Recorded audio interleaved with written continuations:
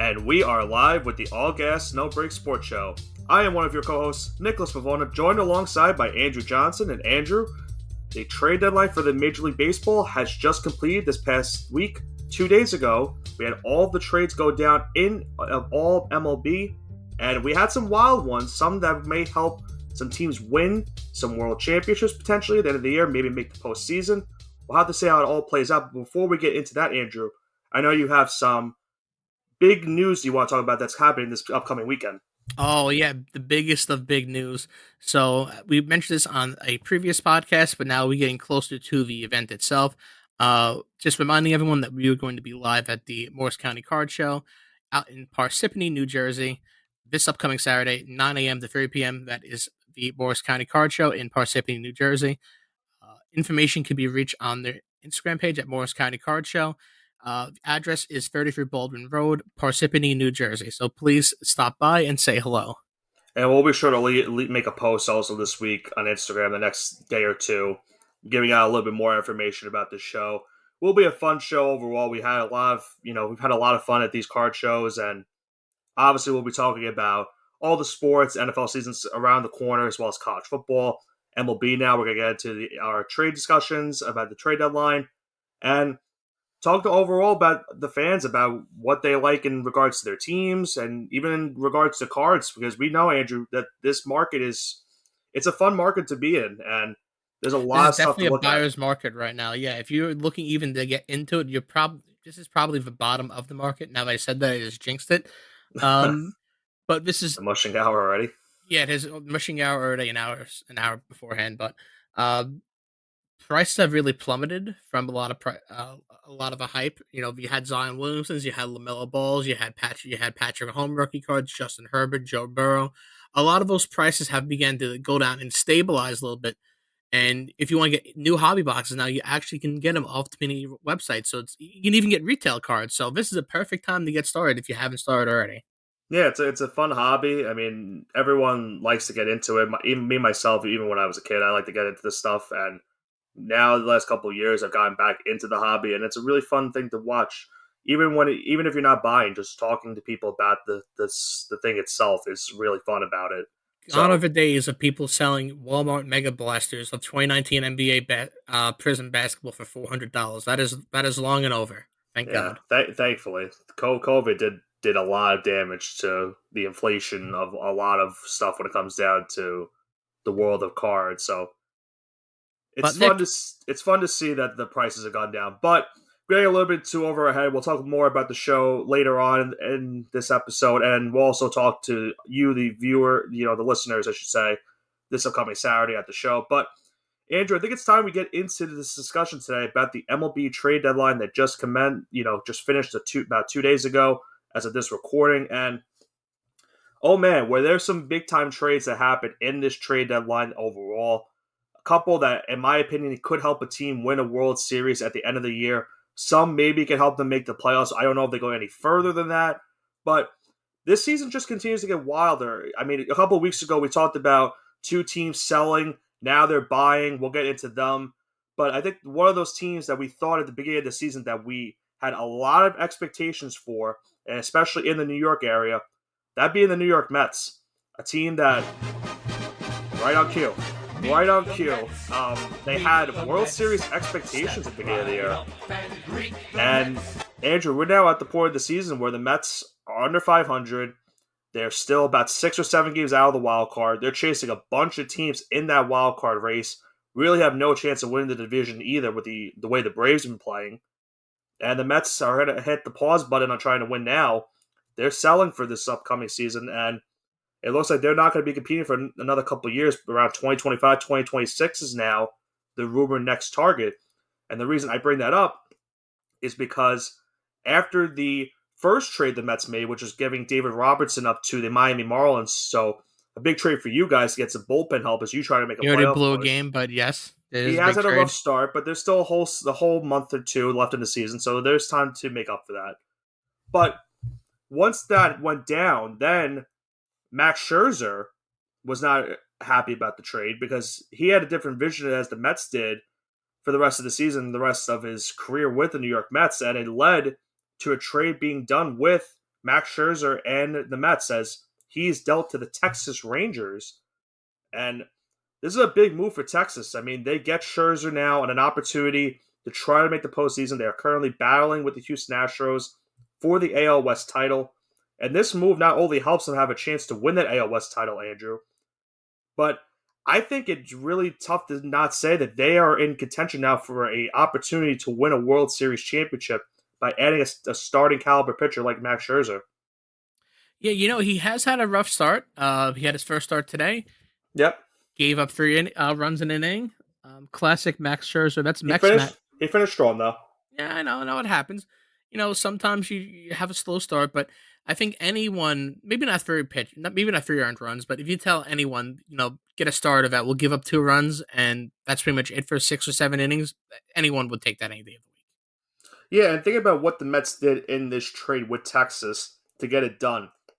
Not only are they paying a good amount of Scherzer's money for the next 2 seasons, because Scherzer has that option in 2024 with what's around, I believe, $43 million in a player option for Texas. So the Rangers are guaranteeing themselves 2 years of Max Scherzer, which is great for them. But the Mets were able to get Luis Angel Acuna, who is the younger brother of Ronald Acuna Jr., the third-ranked prospect in the Rangers system, number 44 overall, according to MLB Pipeline. So the Mets have now made it a sort of like situation where they're paying these teams money to get rid of these contracts that they have so they can get better prospects. Because no offense to Mets fans, the Mets farm system is not good right now. It's one of the worst in all of baseball. And the Mets are trying to fix that situation by adding these younger prospects. And they made another trade that helped them in a sense of getting that farm system up. But at the end of the day now, the Mets are hitting the reset button. The Rangers are going all in now. And there's still another big trade from New York that we have to talk about in a little bit.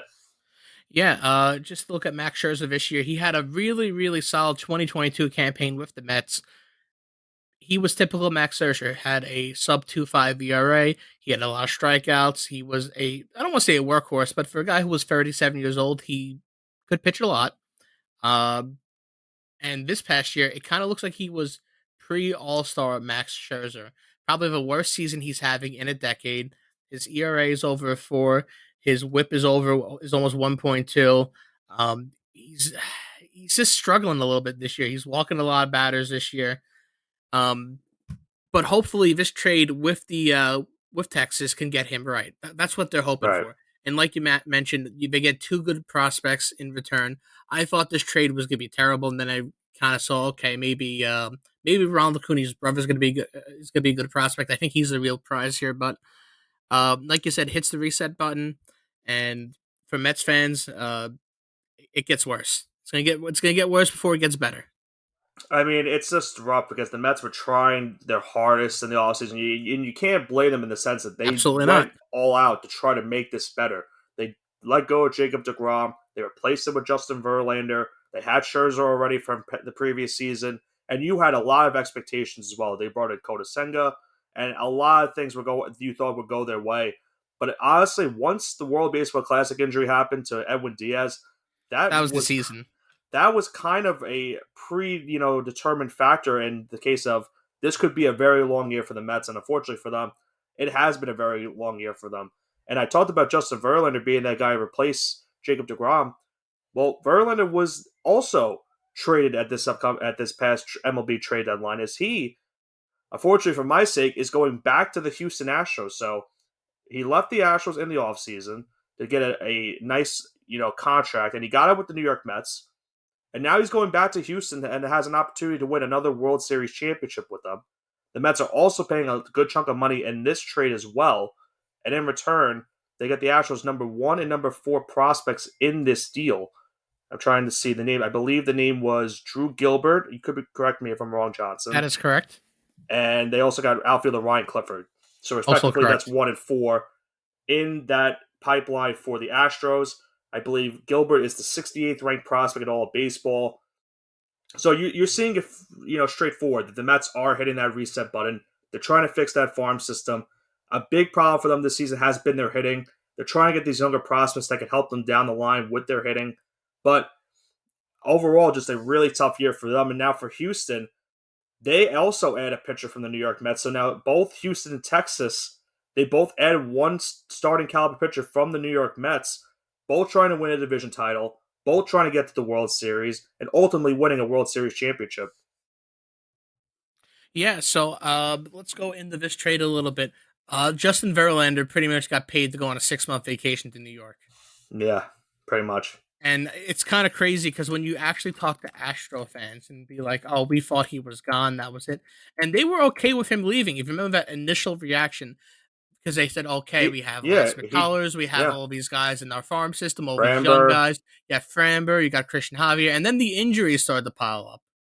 And it didn't turn out well. The supposed depth that they had kind of disappeared. So they needed starting pitching, and they paid to get him back. But man, if you told Mets fans that Verlander and DeGrom would be pitching on the same team, I guess in the same state, or Scherzer, DeGrom, and Verlander were all in the same state, I think Mets fans would have lost their minds about a year ago, right?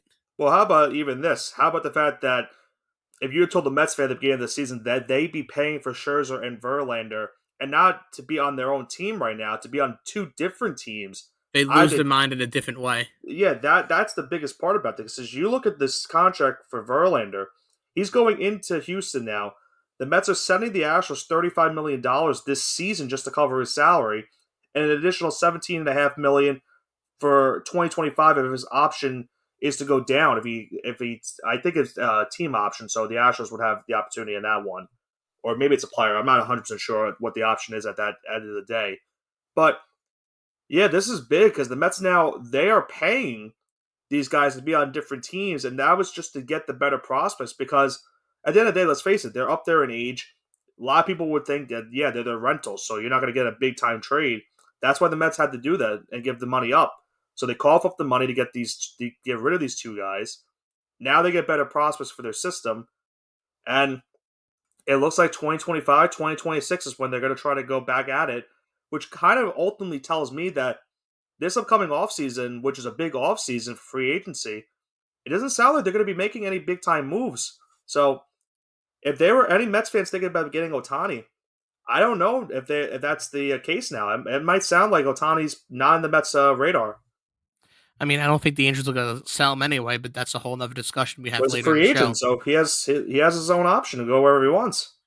It's going to be so rough because I think Art Moreno's just going to throw him a boatload of money. But that's the thing. Any team would. He's showing them that they're trying, but we're getting a little bit too far ahead. We can have this discussion a little bit. Right.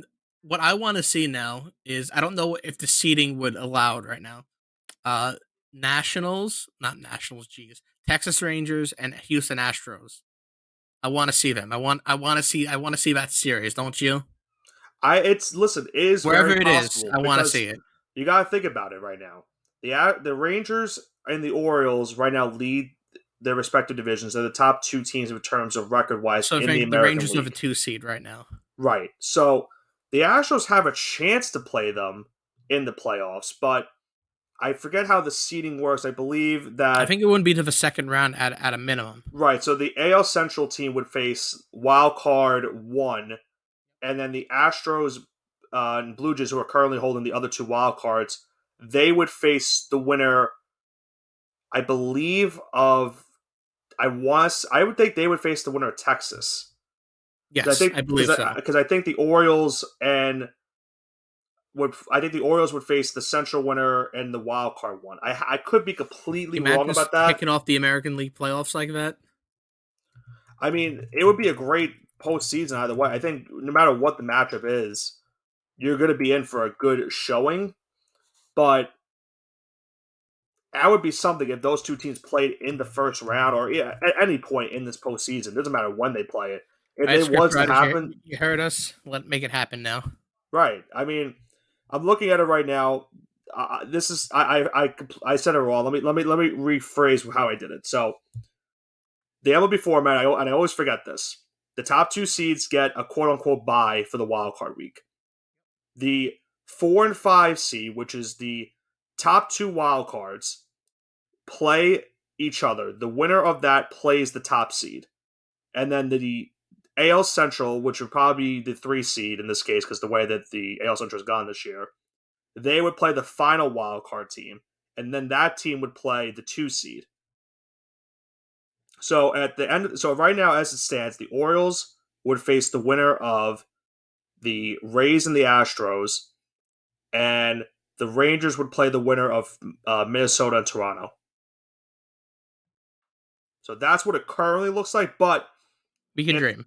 But think about it. Houston only has a 2.5 game lead on Toronto right now for that second wild card. So there is still a possibility it could happen that the Astros are the last wild card team. So there's still a lot of baseball to be played. A lot of baseball left, but it is a possibility right now. There's a very strong possibility that could happen for the first round of the playoffs. So, Nick, we mentioned this before, but we can kind of go into it now.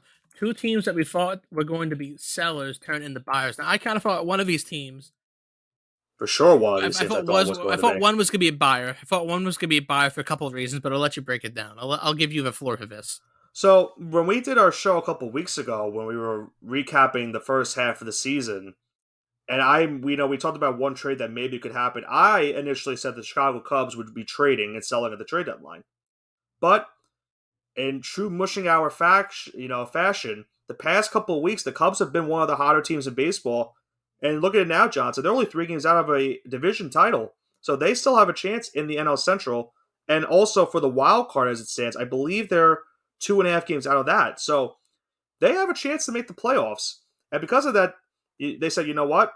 We're not going to be selling. We're going to try to buy at the deadline. And they were able to get Jaime Candelario from the Washington Nationals. Candelario was one of the hotter, commodities on the trade market this, trade deadline because of how he's been for Washington this season. And now he goes to the Cubs. They don't sell at all at the deadline, so they keep guys like Marcus Stroman, Cody Bellinger, to name a few. And they're trying to win a division title. And they believe that they can get a division title in a very weak NL Central.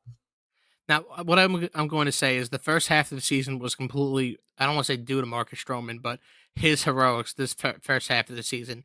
I mean, you're talking April through probably, I'm going to say July 1st. I'll say April, beginning of the season in April through the end of June. So the first half of this season, fantastic. He only had, I think, 1 or 2 games where he got absolutely blown up. The other ones he's maybe given up 1 or 2 runs a game, is being flawless. And then the month of July happens. And he's just been getting blown up game after game. 7 runs here, 6 runs here, 5 runs here. And finally lands on the IL now with an inflamed hip.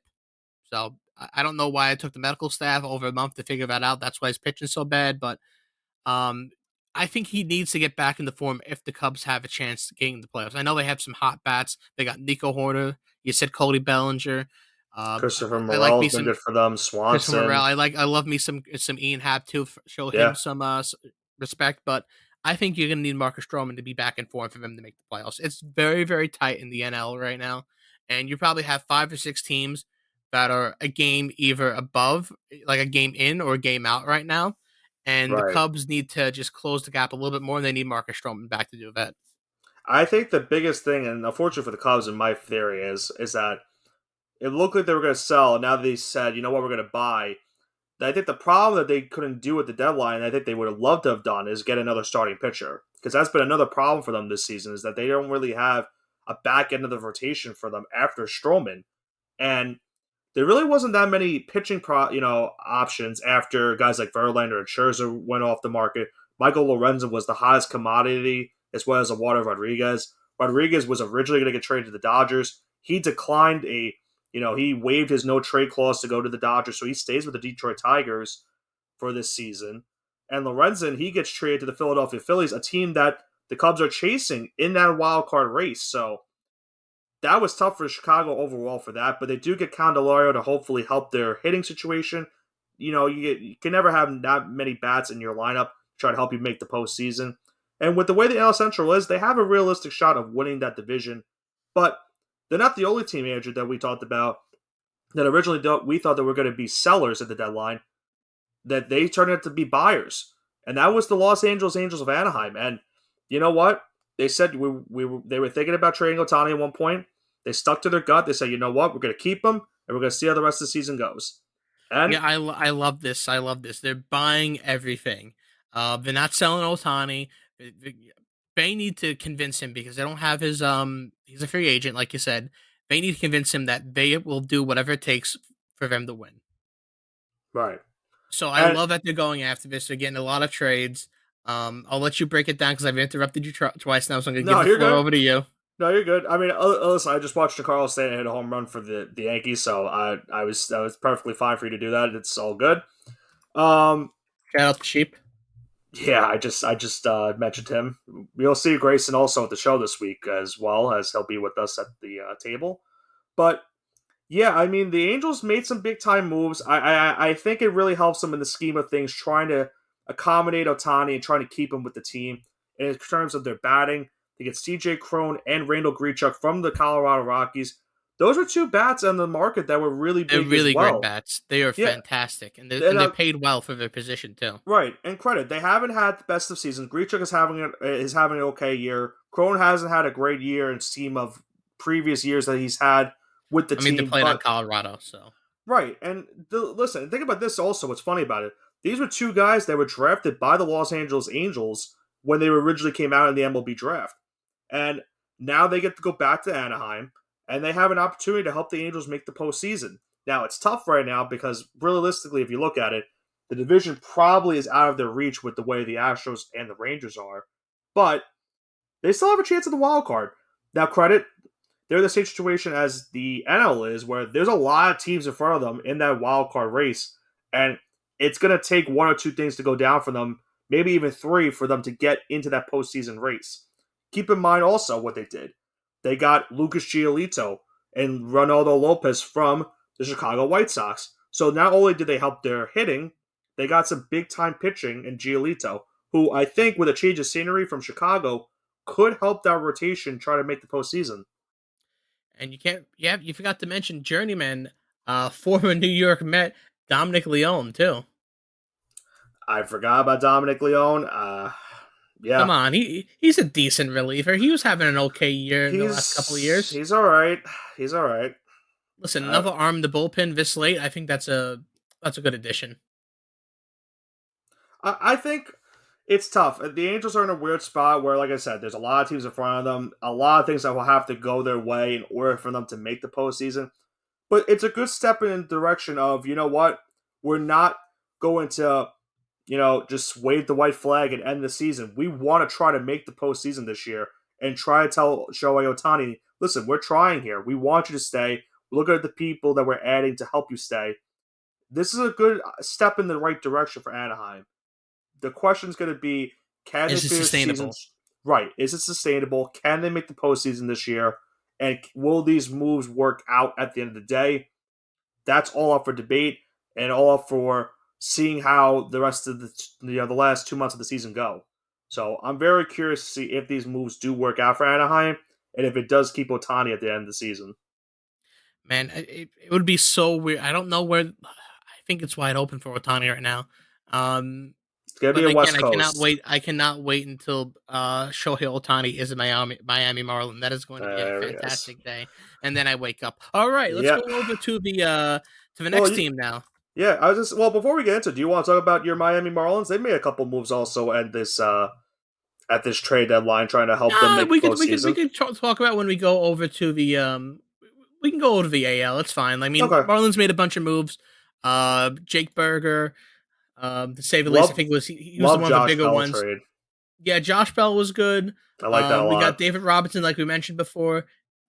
We really needed bats, and we needed another pitcher in the bullpen. We could have used another starter because we're not getting Yuri Perez back, to my knowledge. He's coming back next week. The rumor Is he is. actually? The rumor That's the is next rumor. week he's coming back. Well, I hope. I mean, they shut him down for the last month and a half, so maybe because they're making the playoff push, they'll probably get 4 or 5 more starts out of him.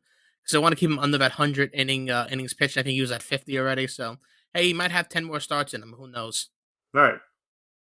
But let's head over now to the other teams, or the other division, I should say. Let's talk about the American League. Uh, Two teams also in sell now mode, or just pretty Well, much. one in the AL, one in the NL. Yeah. Yeah, I mean, I'll start with. I guess we'll start with the NL, or keep it consistent with the Chicago White Sox.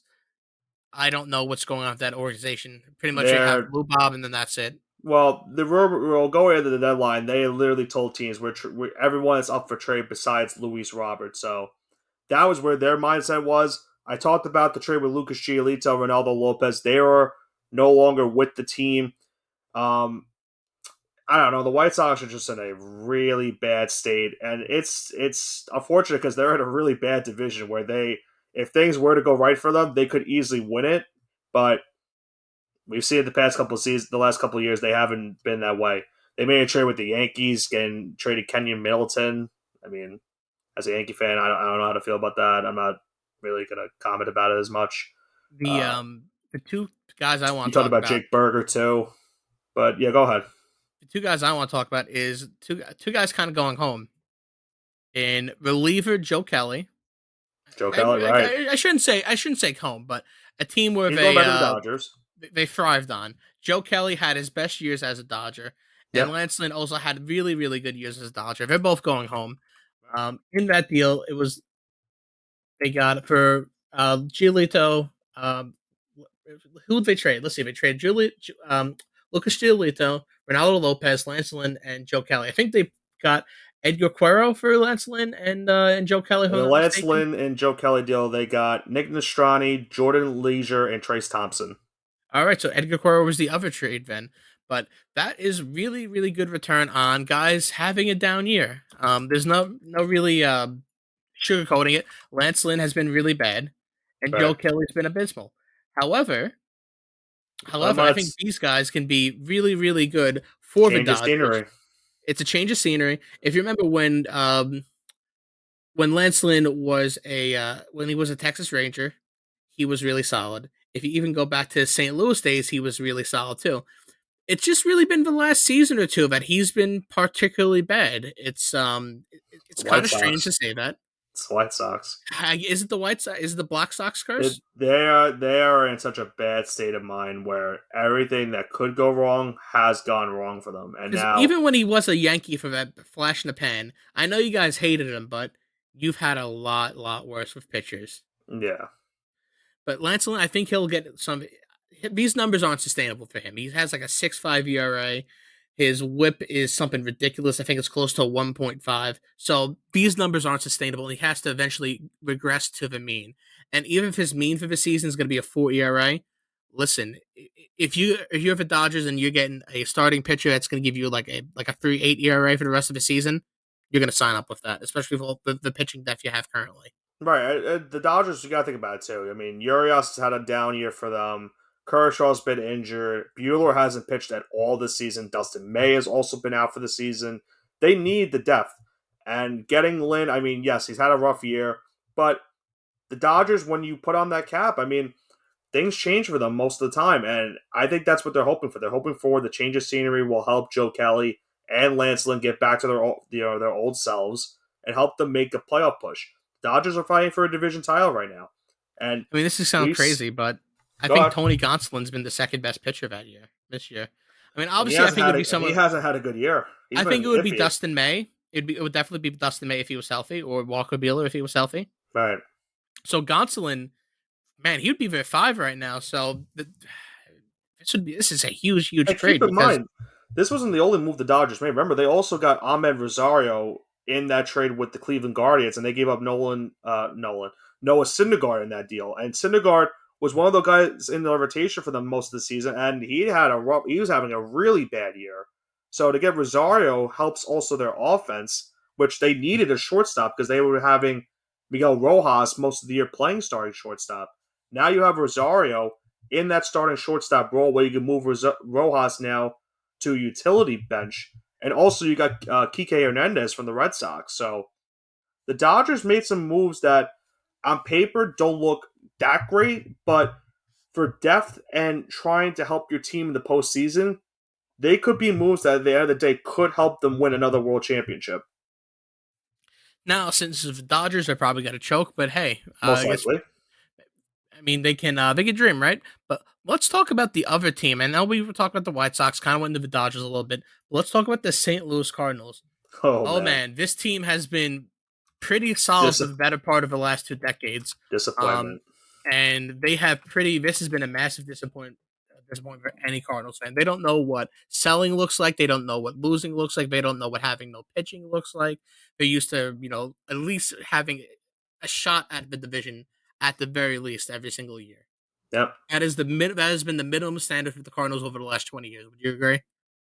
Yeah, I mean the Cardinals, they are one of those franchises where for a fact they're making the playoffs because of how good and sustainable they've been for the past decade, 2 decades, however long you want to say. They've had such iconic players play for them. You currently have Arenado and Goldschmidt for them right now on this team, and everything that could go wrong for them this year has gone wrong. And they were kind of like the Mets, where they had a lot of expectations going into the season, and they had to unfortunately say, you know what, we're going to sell off some of our pieces at the trade deadline because it's just not working out. Now, remember, it looked like they were going to trade guys like Arenado and Goldschmidt and, other guys like Dylan Carlson and Tyler O'Neill, but they kept those guys. So those guys are still on the team for next season. So they still think that they can win maybe going into next season. But for this season, they at least sold off a couple of their pieces. They traded Jordan Hicks to the Toronto Blue Jays. They also traded Jordan Montgomery. He's going to the Texas Rangers. They traded Jack Flaherty to the Baltimore Orioles. So they made some moves in the sense of selling off some pieces, getting some younger talent, because they're another team like the Mets where, in the sense of, they don't really have the best of farm systems right now in all of baseball. And they wanted to fix that by selling off some of these guys. They also traded Paul DeJong. Or DeYoung, sorry. I always say DeJong. I don't know why. It's Paul DeYoung. They traded him to the Toronto Blue Jays as well after the Bo Bichette injury. So now they have all of these assets that they're trying, or that they traded away. Still have some players on the team that maybe they deal at the end of the season. I'm curious to see what they do, but this is a weird time for their fans as well. They don't really know what to think about overall selling their team, selling some players away and just saying, you know what, this season's not going to happen. We're just going to have to wait till next year, hopefully. Yeah, they were pretty inexperienced sellers. I don't think this GM has ever been in this situation of selling before, but they did a really good job. You kind of did a really good job recapping that. And I don't think I have to really go into too much more, but just kind of the future output for the Cardinals, because their farm system, man, it's been rough. It's been rough. So Cardinals fans, it's going to get like the Mets we told earlier. It's going to get a lot worse before it gets better. So I'm going to wish you luck on this one. Now, as we go into the next part of our conversation, Johnson, any notable trade, let's say like a trade that you liked a lot that we haven't really discussed in detail, what was the one trade that you liked the most for any team? You can even pick your own team if you want to.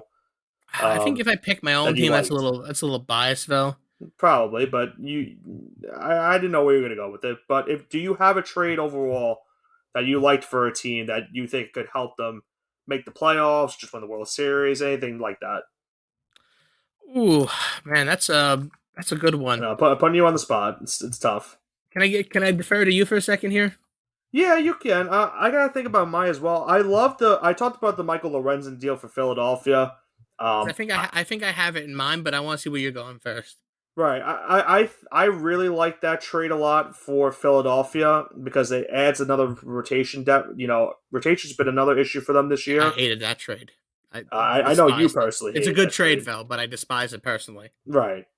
No, I probably should have thought about it myself. Thinking about it now. I got mine, but go ahead. Right, so I guess I won't defer. So I'll let you put your thoughts in the words here. A trade I think will make an actual difference is involving the Cardinals. Okay. Jack Flaherty going to the Orioles. I want to go a little bit more. Right, we can go into more detail on it. Jack Flaherty, if you remember Jack Flaherty, he was the guy for a second in St. Louis. Like, they thought he was going to be the next great pitcher in St. Louis. This guy had all the intangibles. He looked great for that first year, and then the wheels kind of came off the wagon. He got injured a couple times. He had to sit out for a year or so, and he comes back now. He's looking pretty good now. His first start today looked really good. Yeah, he looked really, really good, and he's looking good the last couple games. So I think he's finally shaken off that rust. maybe he's gonna get back to that sub 3 ERA on the Orioles, even though it's gonna be a shortened or the last 2 months of the season. It still shows signs of great progress. But he's been floating around a 4.5 ERA the last 2 seasons. I think going to Baltimore, a change of scenery, he's finally gonna shake that injury rust off he's had for the last year and a half or so. I think this is a the Cy Young candidate everyone in 2019 thought of. I think Right. he's back. Yeah, and if you're a Baltimore fan, I think you are hoping for that because that was one of the Orioles' issues for the season. They didn't really have, that quote unquote number one starter, in my opinion. Where if you go to the playoffs, who is that guy you're relying on for a rotation for a postseason, run? Um, I'm not sure if Flaherty is that guy. You're hoping that maybe he's back to old St. Louis form where he could be that guy. But I like this trade a lot for the Orioles. I think they're a fun team. They have the best record in the American League. And with that trade, it helps them a lot in that rotation because they really needed the depth. So I'm curious to see if Flaherty pitches like that for the rest of the season. If I had to pick one, I'd go to the National League. I will talk about the Diamondbacks getting Paul Sewald from the Seattle Mariners. The Diamondbacks have had the last couple of months it's been tough. Haven't really played the best of baseball after a really great start to the season, and I feel like one of their biggest issues has been their bullpen. And getting Paul Sewald from the Mariners, I think, is a really good addition for this team. Sewald is having another good year where he has 20 plus saves, an ERA just under 3. He's having a good year for Seattle, and you add him to a Diamondbacks team that is trying to make the postseason. They really need a shutdown guy at the end of those games for guys like Zach Gallen and Morel Kelly. And getting Sewald can really help them at the end of the day try to close the door, try to win some of these all important games, especially if the Diamondbacks are going to be in the wild card game. So getting Sewald, I think, will help you a lot. The Diamondbacks just need to play some better baseball because if they don't, unfortunately, their great start to the season is going to end with a non-postseason berth. But getting Sewald could help you get near to that postseason opportunity. So I'm curious if that will help them. Hopefully for their fans, that obviously is the case. Is that it does help them at the end of the day. But I think that's an under the radar move that not a lot of people talked about, and I think could help Arizona. Yeah, definitely going to be helpful. I hope it's not helpful because the Marlins are going for a wild card Right. spot, so I want to be spiteful, and I'm not going Yeah. to comment on that. That's fair. That's fair. So heading towards, we're not at the end of the show yet. We have a couple more things to go here. Yeah. So now with all these trades, the dust is finally settling. Which one of these teams do you think is going to have the best chance of making the World Series, making the playoffs now that the trade deadline dust has finally begun to settle? Well, do you want me to go into what team I think is currently in a wild card spot that I think could make it, or you want me to just pick a World Series team? Let's do both, and I'll start, and if you want, I'll go first. If not, Okay. I'll defer to you. All right, go ahead. Okay, okay, cool. So I'm gonna go by both leagues here. I'm gonna pick one out of the National League and one out of the American League. So Okay. I'm not gonna jinx my team in the National League. So I think a team that made trades and I think are going to be really beneficial, unfortunately, is the Philadelphia Phillies. I think those trades are really gonna help them, and they're gonna sneak into the wild card now. They've been really picking it up the last couple of days. They've won a couple of crucial divisional games against Miami, and the end of their schedule, it's looking really pretty. They're playing the Royals, Nationals, the Twins, the Nationals again, the Cardinals who sold, and then they're playing the Padres, Pirates, Mets at the end of the season. So I think it's looking really favorable for them. So I think with the moves they made right now, they're in a good position, and as long as they don't choke, I think Philadelphia makes the playoffs for those moves. Now, talking about maybe a World Series, like a World Series ending trade. Man, it's a tie. I think it's a toss up between the Rangers and the Astros right now because they both made such good moves, and they both forfeit. They both fortified their pitching, which has been a little shaky on both sides this year. Especially now that Nate Eovaldi's out temporarily for the Texas Rangers, and their bats have been really good. They both add really good pitchers, so I think it's a coin flip between those two for World Series. And for the wild card, I think Philadelphia. Those trades really helped them out. Okay. Now, I thought about it a little bit more after you talked about it, and I gotta say, Johnson, I love what your team did. I really Don't mush like me. what Miami did. I'm not trying to mush you, but I really did like what Miami did at the trade deadline. Robinson has had a shaky start, but I think that's a good addition. A guy that's had World Series, experience has been good for the Mets this year. I think if he is to get things going right after a rough start to his Marlins career, I think things could go right for the Marlins to make the postseason for their pitching wise. For hitting, I love the Josh Bell trade. I thought that was under the radar as well. Jake Berger gives you a lot more power in the lineup. You also got Ryan Weathers from the San Diego Padres. I think that could also help your pitching as well because he can be a type of long reliever maybe for that team. I like what the Marlins did, and I think that could really help them make the postseason. Um, it's just very tough right now with so many good teams in the NL where they're all battling for the same thing, and the Marlins right now, unfortunately, are just a half game out of that last wild card spot. But I think these moves can help them at the end of the day get that final wild card spot, or even just get one of them at least, because I think they did enough to assess you know the stuff that's been hurting them this year, which has been their bullpen, and I think getting those guys for your bullpen can help, as well as getting guys like Berger and Josh Bell to help your hitting. Now, in regards to a World Series pick, I think it's tough to not pick the Texas Rangers just because not only did you get Max Scherzer, you also got Jordan Montgomery, and I thought that was big because being able to get two starting pitchers that can help you in a playoff push is really huge because the Rangers are currently dealing with the Evaldi injury. You're also having guys like Dane Dunning and Martin Perez who have been on and off for you this season, as well as Andrew Heaney. You really need consistent guys when you're trying to make that World Series push. And if Scherzer can figure things out and get back to the old Max Scherzer, if Montgomery, has a very sneaky good next couple months for Texas, they would be scary for the postseason considering that their lineup is really good. You got Chapman now at the end of your bullpen to try to save those games for you. And if Evaldi comes back from injury before in good time, you have a really good top three of your rotation, maybe even four, which is it's going to be tough to beat come postseason time.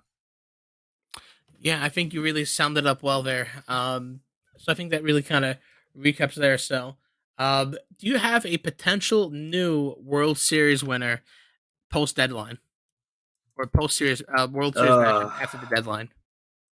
I'm trying to think of who I picked at the end of our show last time for the Would you like to? world. Do you need a reminder? Potentially. I definitely did I, not I, pick the I, Yankees like I did at the beginning. I think I have it though on my you didn't. laptop. You did not. I can give it to you right now. And Did I pick Texas? you picked a team from Texas. I picked the Astros, didn't I? Yes, you did. Disgusting. I know why I did it, and it was because I was trying to I mush picked. I them. picked Texas. Right. I did. I see. You have Texas, Miami. I mean, Texas has a good shot, but the problem is, I think everyone took Texas. No, Grayson took the Astros No, also. we split between Astros Oh man, and Rangers. I think I'm gonna. As much as I want to take Texas, I think I'm gonna stick with the Astros for the AL, just because I think Verlander has been red hot right now. Before he got traded, and he's going back to the team that he's had so much success with. I think it's very tough to pick against them, but if there were a team to give them a lot of hell in the postseason, I think it would be Texas. But again, the Astros, I think it's all going to come down to if they win the division or not. Because if they go from the wild card round, that maybe could change a lot of things for me. Because getting from the wild card round to the World Series is one thing, but to get through, having a top seed and like a number two in that case, or number one even in the divisional round, that gives you a little bit more time to rest before you face one of those wild card teams. So I think it's all going to come down to who wins that division. I just think Houston, they just have been there before and they just know what they're doing. So I probably wouldn't change my pick in the AL. In the NL, though, I think I would. I took the Reds for, the fun of it because why not? They're a fun team to watch. I just don't see that happening now. Um, and it'd be kind of easy to take the Braves or the Dodgers. I think you're going to hate me for taking this pick. I Don't do think it. I think the Phillies could get back there. Oh God, you know it's really bad. I was thinking the same thing. Because I think Michael Lorenzen, I know, could be very fake, and maybe people don't believe in him as much. But he's had a good year for the Tigers, and I think if he continues the way for Philadelphia, that gives you a good starting five in your rotation. I think the only issue for Philadelphia is they need Trey Turner to live up to his contract, and you need your bullpen to be consistent at the end of the day. You saw in last night's game with the Marlins. They blew the save maybe, 3 or 4 times in that game after having Yes, a they did. 5-0 lead at one point. I mean, they have to figure that out at the end of the day.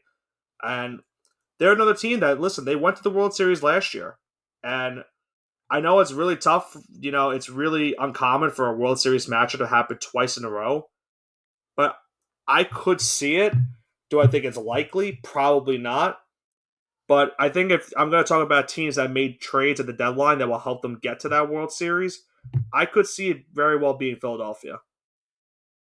Well, just so I don't pick Philadelphia because I was going to keep Texas, I'm sticking with Miami. They made trades to help them make the postseason, hopefully. I mean, and I'm not gonna back up now. You could take Philadelphia, and I because you know what, I was also thinking of the Dodgers because I did like what the Dodgers did at the deadline too. Yeah, but the Dodgers won't make another World Series unless they shut the world down again. I will say though, I think I would rather watch a rematch of Philly and Houston before I'd rather watch another Dodgers Astros World Series. Well, speak for yourself. Yeah, I don't know. Either way, I'm not happy that I'm taking the Astros. I really want to take the Rangers, but I know in my luck, it's probably not going to go in my favor. Well, I will wish good luck, and but not really because I don't want to see the Astros there. Yeah.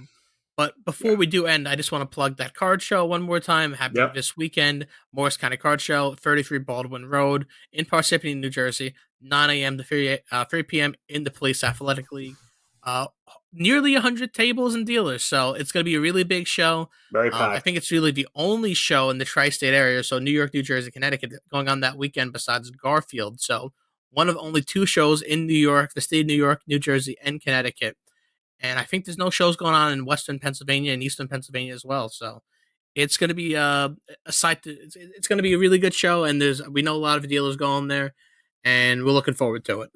Yeah, it will be a fun show, like I mentioned earlier on, and you'll get to talk to us. We'll give you guys our takes about certain things, whether it be in the real the sports world currently going on, or whether it be in the card industry as itself, because that's all this is about. Just talking to people and just getting their intake on what they believe and what they like, and seeing where it goes from there. And it leads to some really fun conversations overall. So it's going to be a fun time this weekend. But Andrew, that's going to wrap it up for this week's show here on the All Gas No Break Sports Show. MLB trade deadline has commenced. Teams now looking to get to the postseason are now in their final stages as we have 2 months left of this MLB season. It is going to end on a very, very interesting ride. We'll have to see who comes out on top, making it to the playoffs and ultimately winning that World Series championship. I am Nicholas Pavona, joined alongside by Andrew Johnson with the All Gas No Break Sports Show. Have a great rest of your weekend.